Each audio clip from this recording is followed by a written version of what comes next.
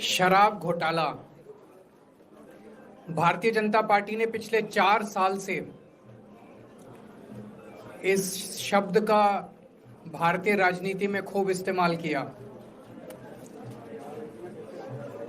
आज उसमें जो आदेश आया उस पर अभी चर्चा करेंगे। न्यायालय ने, हमारे जस्टिस सिस्टम ने इसमें एक बहुत ऐतिहासिक फैसला दिया है। इसके लिए मैं जुडिशरी का बहुत बहुत धन्यवाद करना चाहता हूं, जज साहब का बहुत बहुत धन्यवाद करना चाहता हूं। आज के इस माहौल में जब सारी संस्थाओं को, सारे अथॉरिटीज को डराया जा रहा है, धमकाया जा रहा है, ऐसे में इतना बड़ा न्याय करने के लिए जज साहब ने वाकई बहुत हिम्मत दिखाई है। मैं उन सभी वकील भाइयों का धन्यवाद करना चाहता हूं जिन्होंने एक एक कदम हम लोगों का साथ दिया, हमारी ये लड़ाई न्यायालय में लड़ी।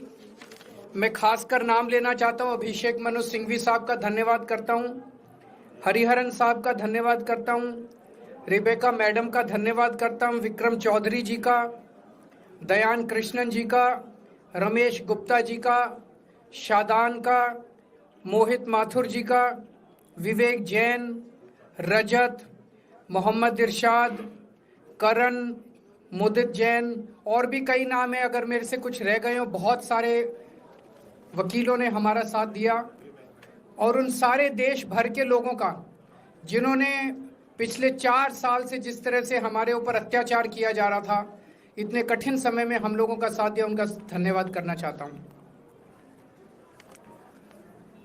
आप जान रहे हैं कि किस तरह से पिछले 4 साल से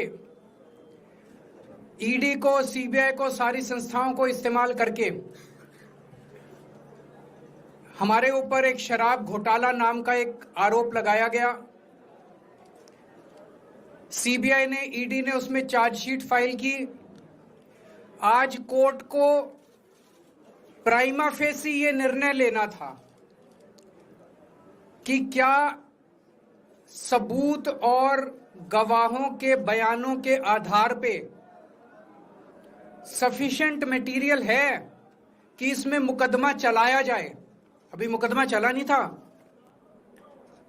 कोर्ट को यह निर्णय लेना था कि क्या मुकदमा चलाने लायक सफिशिएंट मटेरियल है, और कोर्ट ने लगभग 600 पेज के आदेश में सारे सबूतों और सारे गवाहों को मद्देनजर रखते हुए ये कहा है कि इतना भी सबूत नहीं है, इतने भी गवाहों के बयान नहीं है, एक निक्का सा भी सबूत नहीं है कि इसमें मुकदमा तक चलाया जा सके। अगर मुकदमा चलाया जाता, 15-20 साल मुकदमा चलता, उसमें बहुत सारे गवाह बुलाए जाते, सबूत रखे जाते, उसके बाद होता, वो तो अलग बात है। कोर्ट का ये कहना है कि इतना टुच्चा केस है, इतना फर्जी केस है, इतना बेकार केस है, इतना गलत केस है।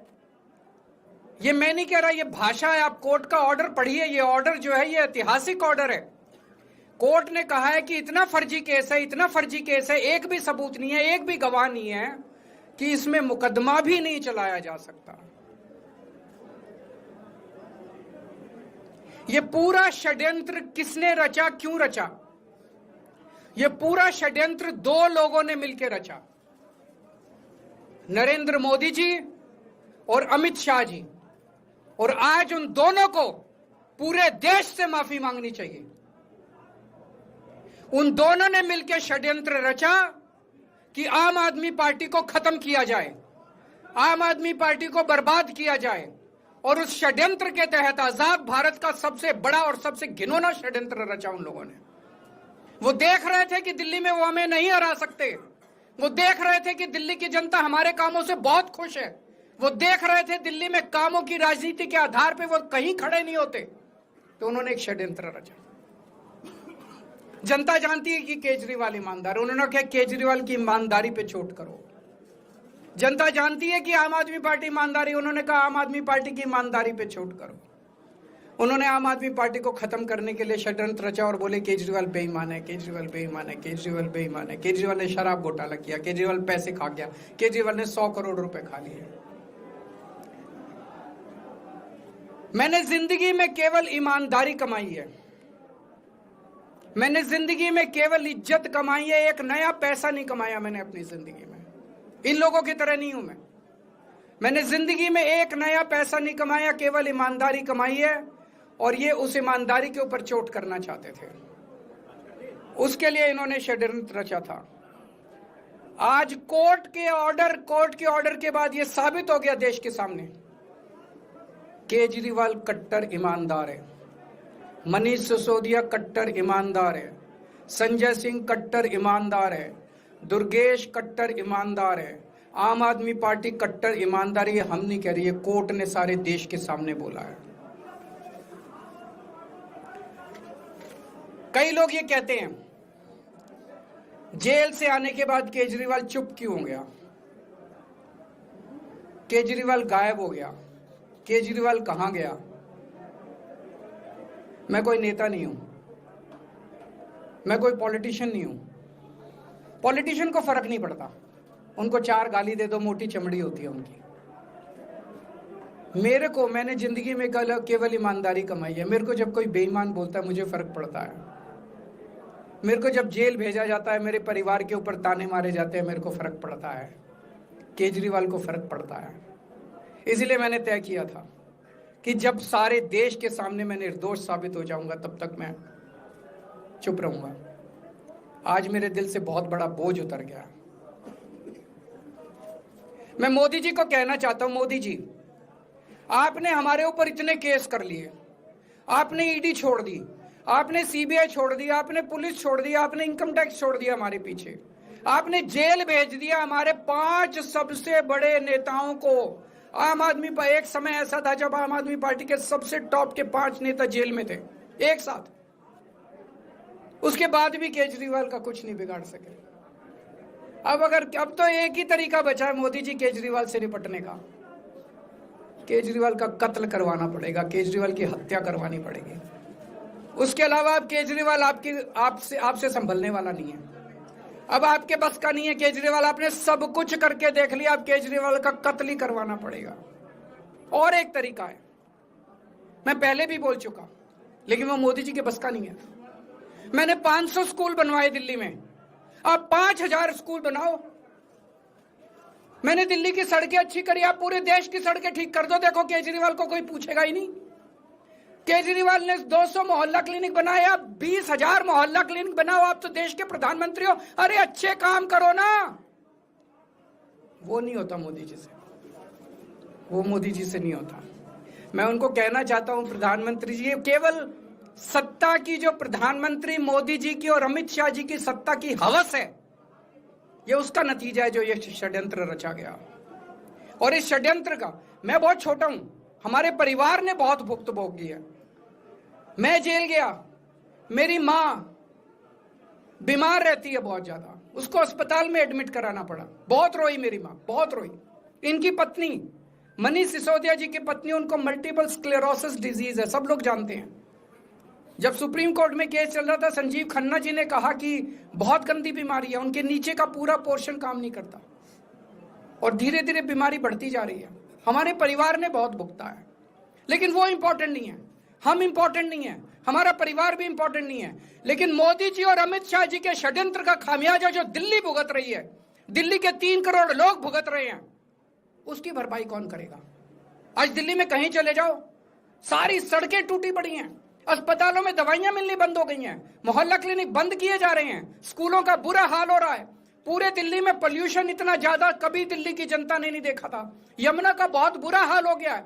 एक चीज बता जो तो दिल्ली में इन्होंने ठीक करी हो, पूरी दिल्ली का बेड़ा गर्क कर दिया। सबसे बड़ा खामियाजा मोदी जी और अमित शाह जी की सत्ता की हवस, उसका सबसे बड़ा खामियाजा दिल्ली के 3 करोड़ लोगों ने भुगता है। दिल्ली के लोगों से जाके पूछो। आज मैं चैलेंज करता हूं मोदी जी को, मोदी जी हिम्मत है दिल्ली में दोबारा चुनाव करा के दिखा दो, 10 से ज्यादा तुम्हारी सीट आ जाए, मैं राजनीति छोड़ दूंगा।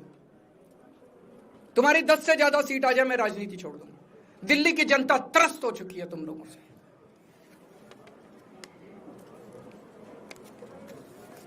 मैं मोदी जी को कहना चाहता हूं, अगर आपने सत्ता हासिल करनी है, कुछ पॉजिटिव काम करके सत्ता हासिल करो। आज देश के सामने इतनी बड़ी बड़ी समस्याएं हैं।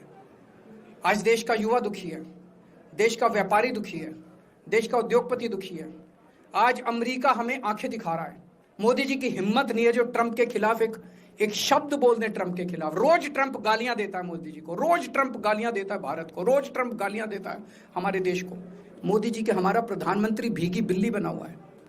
अरे देश संभालिए ना, आपको हमने देश चलाने को दिया था और आप केजरीवाल में उलझ गए, आप आम आदमी पार्टी में उलझ गए। पॉजिटिव काम करके सत्ता हासिल कीजिए, ये नेगेटिव काम करना बंद कीजिए। अगर आपके कोई एक दो प्रश्न है तो क्या आपको उम्मीद है कि अब ईडी के मामले को भी ईडी मामला खत्म हो गया। सीबीआई के मामले के बेस पे ईडी था, वो अब फॉर्मेलिटी बची है। हम अगले हफ्ते एप्लीकेशन डालेंगे, ईडी का मामला खत्म हो जाएगा। सबके बीच में कांग्रेस कह रही है कि ये बीजेपी ने जो है कांग्रेस को नुकसान पहुंचाने के लिए आपको जो है राहत दिलवा दी है। मैं आपसे पूछना चाहता हूं, केजरीवाल जेल गया, रॉबर्ट वाड्रा जेल गया, संजय सिंह जेल गया, क्या राहुल गांधी जेल गया, मनीष सिसोदिया जेल गया, सोनिया गांधी जी जेल गई? किस मुंह से बात करते हैं? शर्म नहीं आती कांग्रेसियों को? सीबीआई इस केस को ऊपर कोर्ट में ले जाएगी। ले जाए, वो तो ले जाए, उनका हक है। सुप्रीम कोर्ट भी जाएंगे, हाई कोर्ट भी जाएंगे।